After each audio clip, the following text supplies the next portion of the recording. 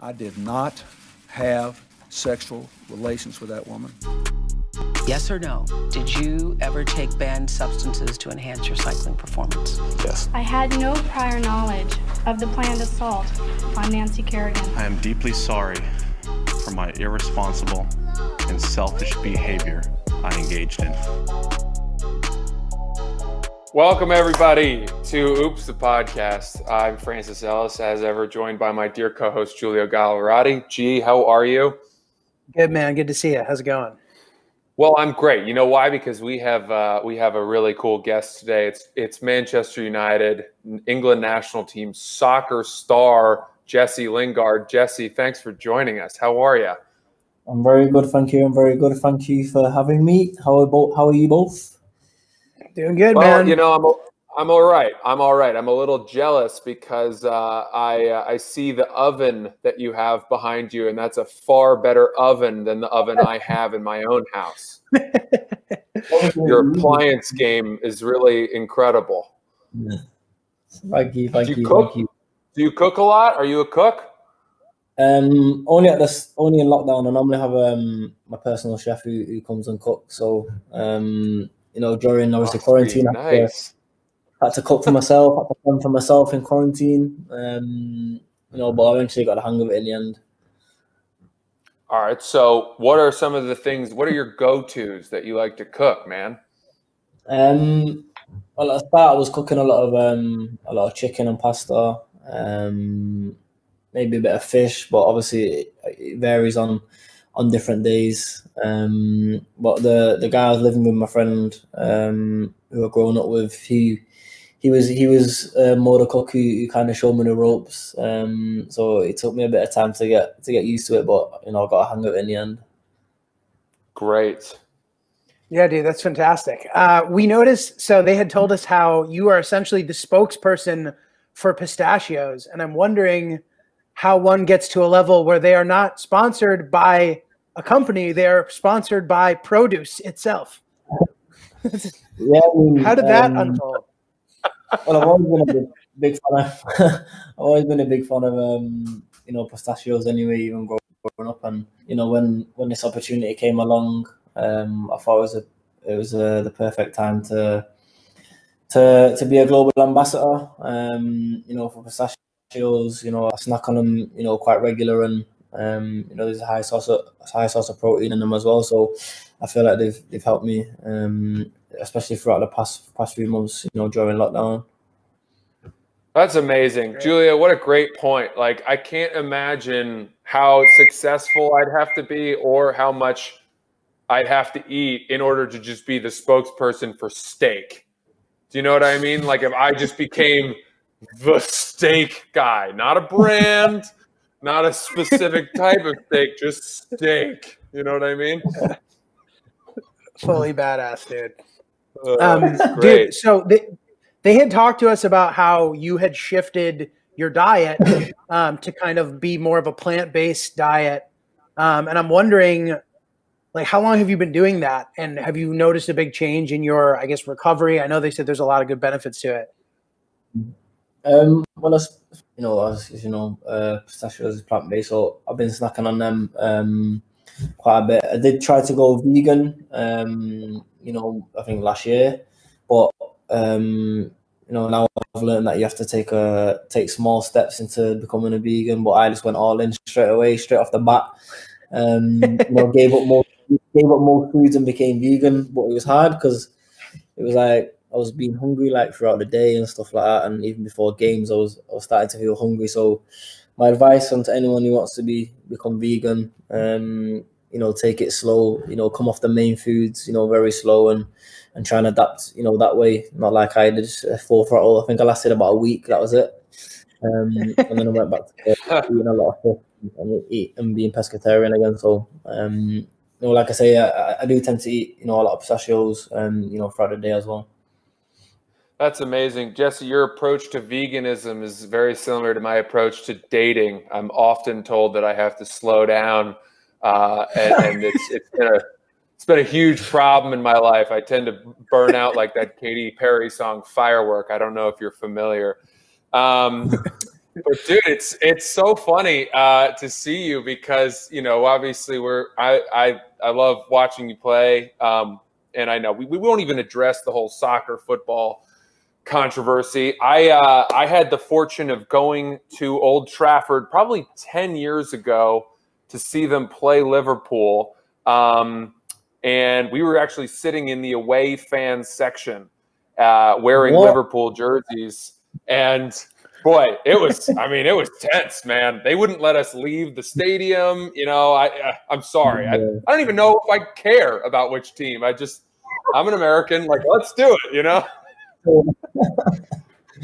No, I guess that, especially with the away crowds, trying to, they start getting a bit leery, during the game, and then, to save everyone, from fighting and, having little scuffles outside the ground, you tend to keep the away fans in for a little bit longer. So I think that's why you was kept in behind in case you started, the American wanted to start a fight with some English Man United supporter. That's exactly right. That's exactly right. I was like, hold me back, bro. Mr. Guy wearing the most orange jumpsuit jacket I've ever seen. What is that about, by the way? Why the security guards at soccer games they look like road cones. And my question for you, are they afraid it's hunting season? Like, what's the threat there? I think it's to be put out. I think it's for people who might be new to the ground or things like that, and they need someone for advice somewhere, maybe the toilet is or something like that. There's a guy in the orange jacket. He must work here. He must be a steward. So I'll ask him. So next time you come, you can wear one as well. Pretend you're a steward. There we go. Yeah, I don't really have any of those outfits, but I definitely wouldn't want to ask the wrong person where the bathroom is. That's how you end up in a fight in England, right? Yes, sir. Hilarious, dude. So speaking of diets, I'm actually not feeling that well today. I have a bit of a problem. Last night, I discovered a bag of dried mango slices, and I ate the whole thing. And it was like a family share bag. It was like something my girlfriend bought in case things got worse with coronavirus. And so it was meant to be like, we'll take this underground, and this will feed our family once we have children, for decades. And I ate the whole thing. Last night. Couldn't stop. I'll be honest with you. I couldn't even feel my face after a certain point. And I woke up at 4 a.m. and my stomach was in knots. It felt like I had glass shards. I don't pretend to understand what women go through, but I've heard that the pain they feel in childbirth is probably similar to what I was going through. And I do think that pistachios would have been a far better choice for me, if I'm honest. Yeah, I think you should have took that route to be. You're not on the toilet all night with these babies. I'll tell you that for a fact. You sleep like a baby. Have a packet of these night before you sleep. Sleep like a baby. Well, it begs the question, though. Do you have any cheat days on your regimen? Like, would the club take issue if you were caught on video at a McDonald's drive-through, picking up 5 Happy Meals or something? To be honest, with my metabolism, I could eat anything, to be fair. But tend to go down the healthy route. Of course, you're gonna have cheat days, maybe on your day off. You might sneak in a little pizza here and there. But it's not regular. I like to keep on top of my diet, because obviously we train every day, and I know that obviously good food is fuel for when I train. So I think it's important that I stick to that diet. So to clarify, so you said that, so as far as your metabolism goes, like you could eat whatever you want and it wouldn't you wouldn't gain weight necessarily, but you mean as far as like in practice, if you were to eat like shit, maybe when you practice, you would notice, like you would have less energy. Like, how does that work exactly? Yeah, I believe that. Obviously what you put into your body, like I say, it's fuel, and if you put in the right things in, it's like fuel in a car. Like if you've got a petrol car, you put in diesel in it, you ain't gonna go nowhere. You know what I mean? It's not gonna work. So I find to put the right fuel in my body, just to make sure I'm ready for training, the next day. Nice. I agree with that. Last night I put basically blood into my body and it didn't go well. Jesse, I played soccer growing up. I was pretty solid. I actually used to go over to Bordeaux in France where they make wine. You know it, I'm sure. And they have a team there called the Girondins, right, of Bordeaux. And I used to play in their camp, and I would tell people that I was in like the development system, like the team, but I was just paying for a summer camp. I would lie. I would lie. I lie a lot, so it's fun. But the point is, I remember even at this summer camp, they would make us like run miles as part of our training regimen to determine if we were match fit. I know that you guys have like what are they called? Is it fitness tests or physicals, and those include having to run distances under a certain amount of time, or else you don't qualify. Is that right? Not with us, no. There's nothing like that. It's just mainly trying to keep that match fitness. Of course, at the start of lockdown, we were doing our own running and stuff like that. So we were doing like 5 and 10Ks, but nothing actually compares to a match day and when you're playing on a match. There's a lot of different factors that play a part, on a match day to training. It's so much more intense. There's a bit more pressure. So, in training, it's very intense, and that prepares you to play in the game, with that right intensity. So it's how you, it's how you train. If you train well, you're gonna play well. So that's our motto. For sure, dude. I have a question. So I noticed that you have been on Man U since you were 8 years old. Is that correct? 7. Thank you. So I was wondering when I read that, I was like, 2 questions. First of all, how is that even legal to be? Like, did they? Like, isn't that child labor? Like, you're drafting a child. So obviously, it's more nuanced than that. But like, when that happened, first of all, how the hell do you even get discovered when you're 7? You're 7. Like, you must have been exceptional. Like, is that unusual? Were you unusually young? And also, how from there did you go about? Like, did they let you go to school? Like, how did you balance school since most of your life you were already on the team? Yeah, I mean, at that age, I was kicking a ball like when I was like 14 months old or something like that. My mum was saying to me. So, I've pretty much born with a ball in my hand. Ball at my feet. So, I used to practice a lot on the AstroTurf with my granddad, and at the time come about, I was playing for a local team, and the Man United scout spoke to my granddad and dad, and he said I'd like to bring your son and grandson on trial. So I went on trial, and I was at the time I was trialing for quite a few clubs. I was trialing for obviously United, Liverpool, Everton, Crewe. So there's quite a few clubs that I was on trial at, and it was just down to me then to pick a team to sign for. And obviously I picked Man United, and then coming through the ranks, I moved into digs. So I was staying with a different family when I was 12 years old to kind of get extra training. Like, we moved schools, and then I moved obviously house to live with different people.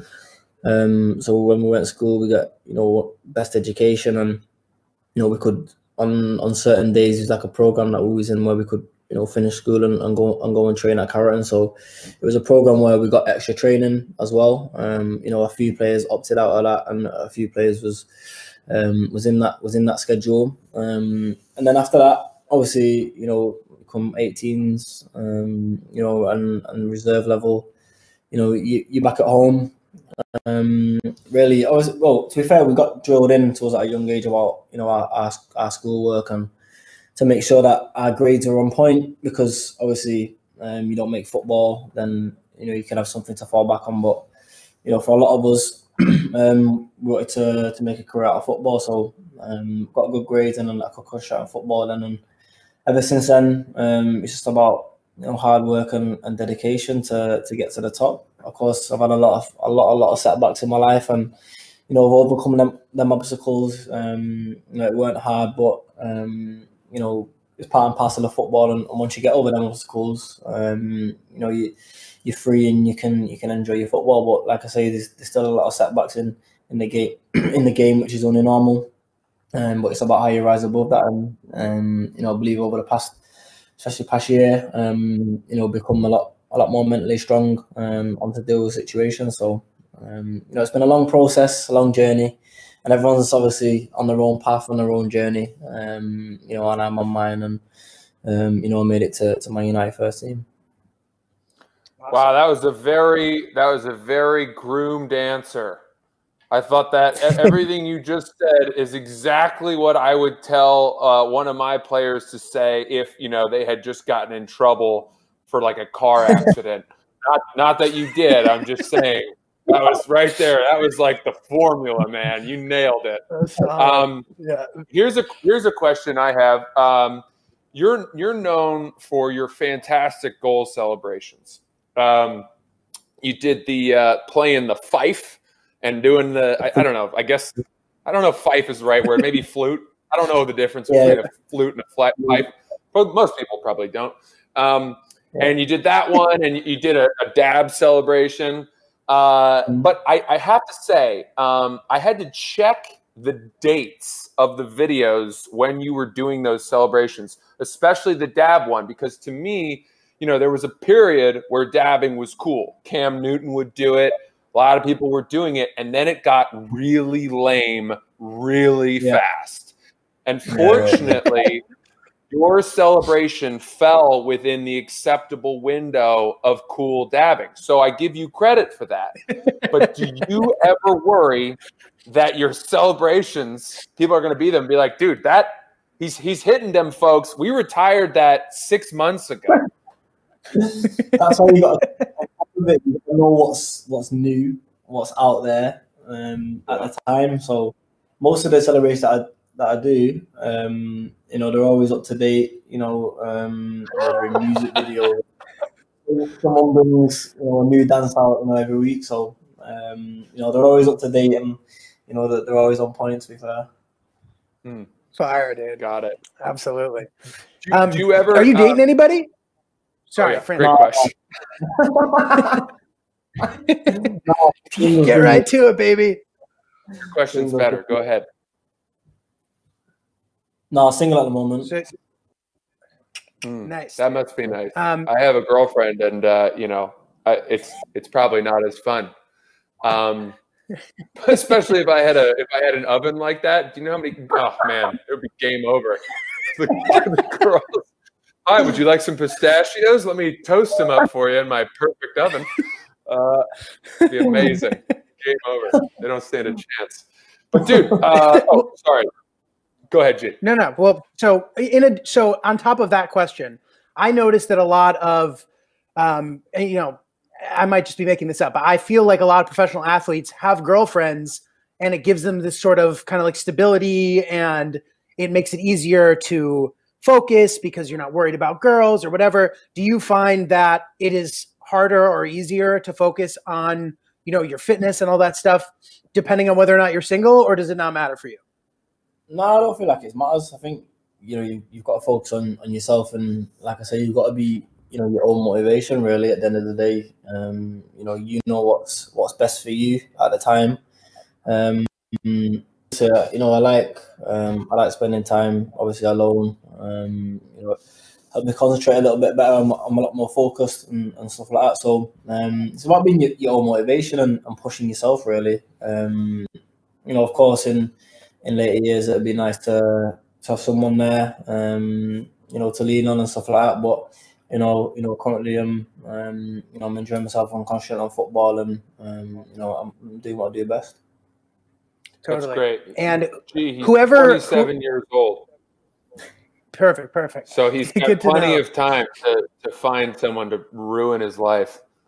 Absolutely.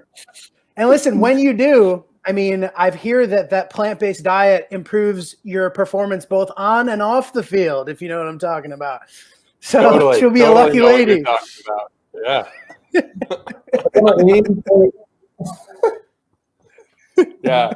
Yeah. Did you guys see that there was a documentary on Netflix called Game Changers? Did you guys see that?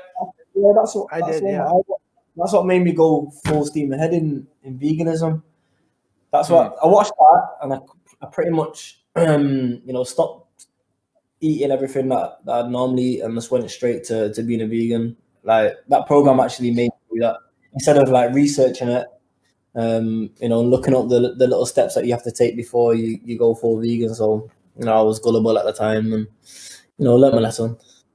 Yeah. I think people have since pointed out that maybe there were some oversights in that doc. I don't really know exactly, but I do think for me, the boner segment in that documentary was what sold me so much. When they compared the strength of the various diet boners and the guy who was eating like meat, pretty embarrassing, slinky noodle syndrome.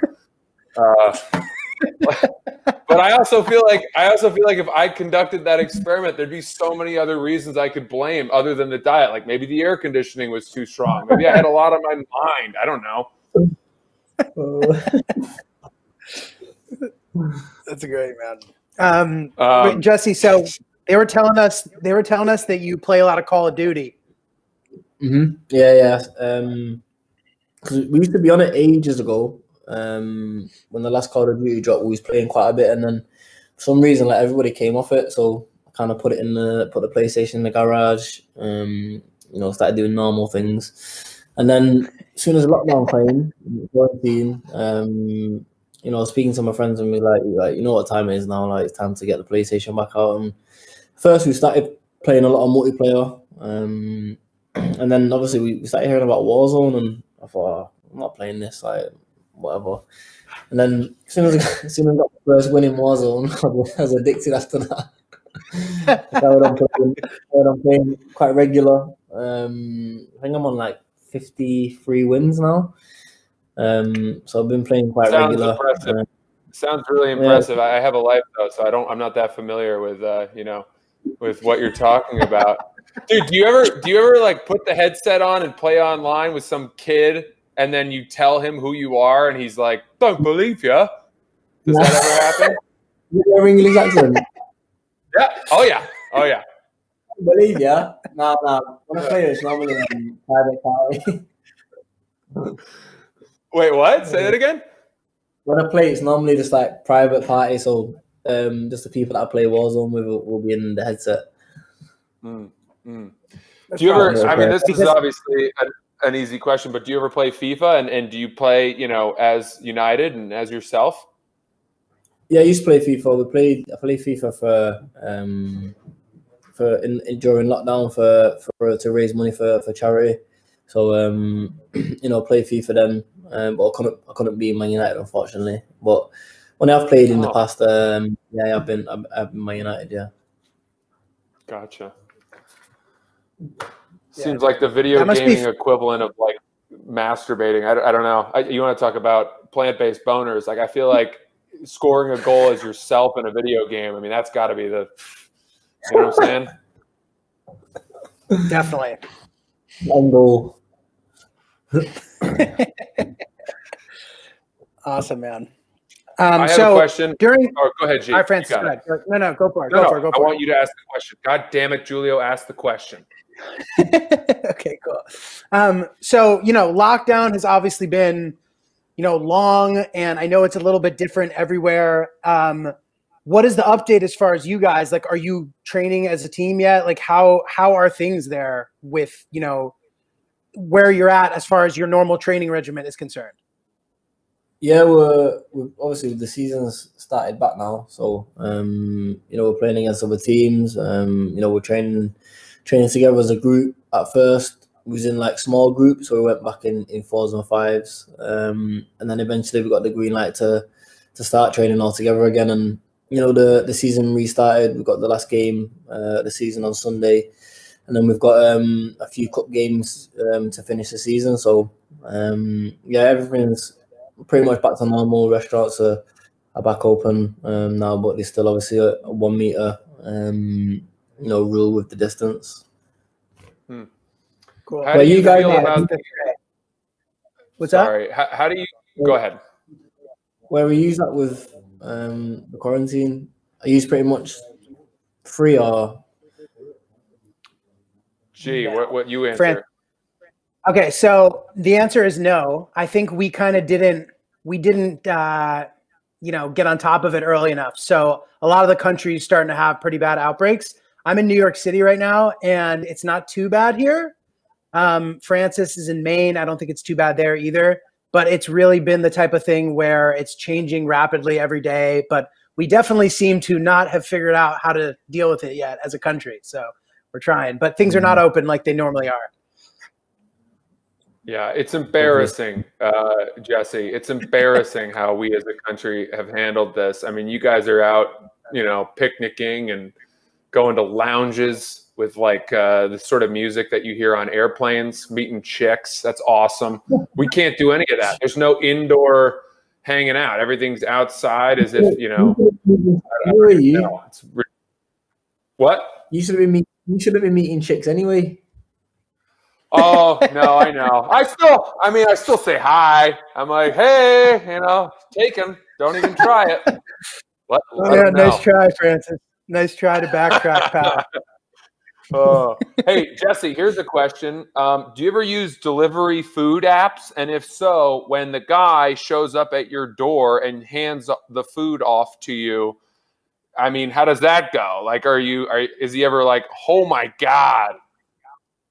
So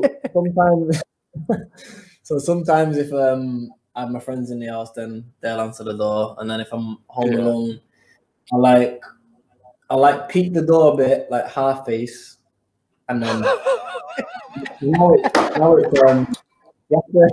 have to drop the food at the door. So I pretty much open the door a little bit, stand behind it, and then go like, "Cheers, mate," and then just grab it and then shut the door. You sound like an old cat lady. Yeah, mate. Who's there? Who's there?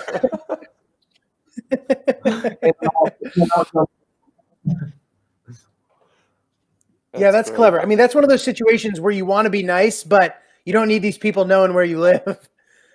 Yeah, it's a bit strange. But normally I just get my friends to answer the door for me. It makes it easy for me. Do you have a fake name? You don't have to tell us what it is, but when you order food, you probably don't order it under your own name. Do you order it under like Fessy Mingard or something close? Like I do it off my name, I do it off my friend's account, so he can rack up the bills on his account. It makes it easier for me. Good. Yeah. So wait, Jesse, you alluded to the fact that you either live with or spend a lot of time with your friend from childhood. Do you have a roommate? Well, obviously that was just during quarantine. So I have my older brother who lives with me normally, but he's away at the moment. He's in Greece. So during quarantine, obviously I had my my old friend from football who came and stayed with me, and it was good because obviously throughout our years growing up at the club, he left Man United and went on to a different team. So like I say, we kind of lost that connection, and during lockdown it was a perfect way to kind of rekindle that and catch up and push each other and get each other motivated, coming back into football. So I think it was a really good time. We spent a lot of time together. Obviously we reminisced on the memories and a few of the games that we played in in the reserves and stuff like that. We was watching quite a few clips on our old games, which was good. So yeah, it was good to kind of get that connection back with him. Awesome. Cool. You said your brother's in Greece. That's amazing. Is he like in Mykonos partying it up at Namos right now, wearing some kind of cool outfit you'd see on someone on a motorcycle, or what's his story? He's got his own dance school called Academy of Dance, and that's in the Thessaloniki. So he has his own dance school there. he's been in Greece for years and years, but you know he's back and forth. He's also my commercial manager as well. So he sorts out all the deals, you know, off the field. But you know, even over there, he's busy. He's working hard, and obviously he's over there with his girlfriend, so he's in quarantine. He's been in quarantine with her, but I think they're pretty much you know, free now anyway. So you know, we've been keeping in touch and stuff like that. So you know, it's been good. It's been good. Do you workshop your dancing with him? No, I think dancing just always been in the family anyway. You know what I mean? Like even when I was growing up, you know, my mum could dance, my dad could dance, you know, my older brother could dance, and it's just a culture that I've been brought up in. So you know, when I do celebrate and you know, have a dance, it's just part of my culture. And like I say, he's miles better than me. He's a proper choreographer and stuff like that. But you know, got a couple of moves in the bank. You know what I mean? Save them for a rainy day. Dude, I grew up thinking I could dance, but I realized that was only because I went to private school and everyone there was just worse than me. I mean, I went to so many bar mitzvahs in 7th grade, and I would form the circle. I'd be like, everybody back up. Like I was throwing a grenade, and then I'd get down and do the worm and stuff. And everyone was like, oh, there he goes. And then in like high school, it was a rude awakening. I switched schools, and everyone's like, dude, you're not what you think you are. And that was shitty. The worm guy. Oh. Nothing worse than being the worm guy. Do the worm again. Do the worm. Good. Actually, nice. Yeah, you know, and the problem was some other kid came along. I was a one direction worm. Like I could only go backwards, and then he would go backwards and then bring it forward. And I was like, dude, how are you not smashing your teeth on the floor? What is happening here? What is this sorcery? Sorcery. Yeah, the worm is not the worm. The only people who are impressed by the worm are the parents of the 10-year-old who's doing it. Yeah, you video on the socials. Not a good dance move. What else we got for Jesse? So Jesse, you scored in the World Cup. That must have been an incredible feeling. Was that something you had always wanted to do? Like I imagine once you're in the system. I mean, again, you've been a professional soccer player since you were 7 years old. So I imagine that, you know, your goals and the things that you look forward to become more nuanced since you've been in the system for so long. But was that something that you could still enjoy? Like, wow, I can't believe I actually just scored in a World Cup game. Like, what was that like?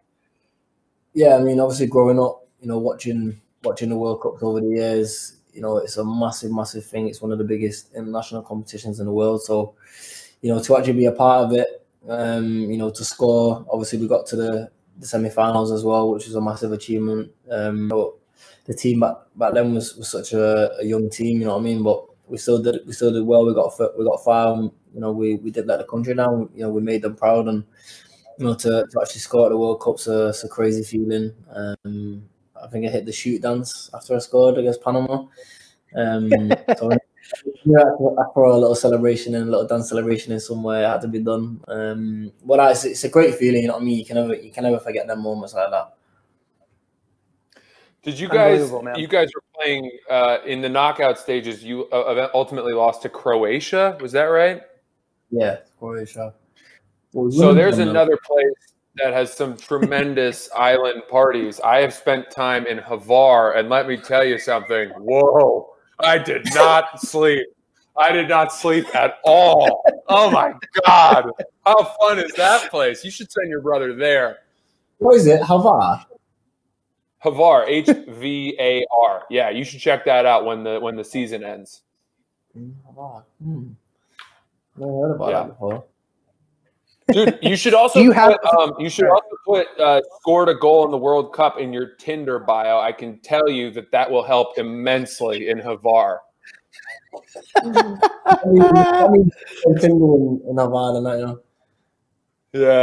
Yeah, you don't want to be on Tinder in Hvar. You want to be out, you know, looking at people for real. If you're on Tinder in Hvar, you've done something wrong.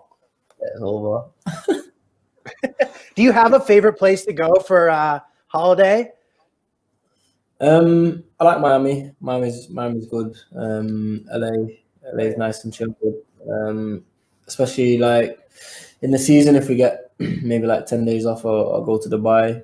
It's always hot there, and the weather's nice, so you can always do a little bit of training as well there. So there's quite a few places, but I still need to explore. A lot of places. I've been a lot of places in the world, but there's still plenty more exploring to do. Absolutely. I am no longer allowed at the nightclub Live in Miami. I threw up in the bucket that was meant to hold the ice, and we had a dance floor table, so nobody missed it. I mean, we were front and center. And lifetime ban, Oh, shucks. That's hilarious. Can't be clubs, by the way. What's that?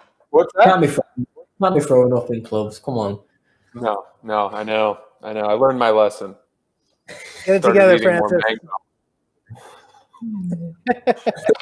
Dude, Jesse, I noticed that you follow Gunna on Instagram, and I was wondering if you're excited for the deluxe to drop tonight of Wanna. Yeah. Yo, it's gonna be good. I am ready for that. Wait, what is it? When is it? Tonight, at midnight, I think. Is it Friday where you are? Oh, fuck, you're right. It's Thursday. God damn it. Tomorrow. Friday, tomorrow. He's on it. I thought it was today as well. I thought it was Friday today, but it's Thursday. Is Gunna the guy on the Drake album who's like, very British and kind of low register voice? Is that no. Yeah. Who is he? Gunna's from Atlanta. Gunna is like, this is going to take too long to explain, but he's American. Yeah. Oh, fun. The guy you're thinking of is what the fuck's his name? Wait, the one who drank nothing? No. He was on More Life. Views. Oh, Views. Yeah, no. He was on a couple of tracks on Views. Skepta. Yeah. Yeah, that'll do it. That'll be the one. Here, question about America, Jesse. We have the Major League Soccer over here, and it sort of has become like the pasture for European soccer players once they're too old to run with the big dogs, and they come over here and have their little swan song and gain weight and kind of just hobble around out there. Do you see yourself ending up playing for, the Los Angeles Timberlands or whatever, someday with a beachfront house in Malibu and surfing most of the time, stuffing your face with pistachios? Or do you think you'll hang up your boots in England? No, I'm not too sure. You can never predict the future, and you never know what's going to happen. So, at the moment, happy enjoying my football. Of course, I'm in America quite a bit on holiday and stuff like that. So, I'm very fond of America. I like the place, and I think we'll just have to see. But next time I'm there, definitely hitting up man like Francis. Definitely hitting up you. Dude, let's hang out. I feel like if I were with you, they would be willing to look the other way at Liv. You know what I mean? And I don't want to put you in an awkward spot, but I promise I'll drink plenty of water. I'll know my limits, and we'll hit them folks together on the dance floor together. I like that. Yeah. Guys, Jesse, we really appreciate you, man. Let's wrap it there. Thank you so much for joining us on Oops the Podcast. Best of luck to you. Obviously, you guys can follow him at Jesse Lingard on Instagram. And anything else you want to add about pistachios or anything before we get out of here? They're a great supplement. Please invest your time in eating some. Francis, please do that before you go live again. Have a couple of pistachios, buddy. Love it. It's been a pleasure. I appreciate it. Thank you very much. Appreciate you, dude. Thanks so much. Thank you, bro. Take care. See you later, bro. Enjoy. See you later.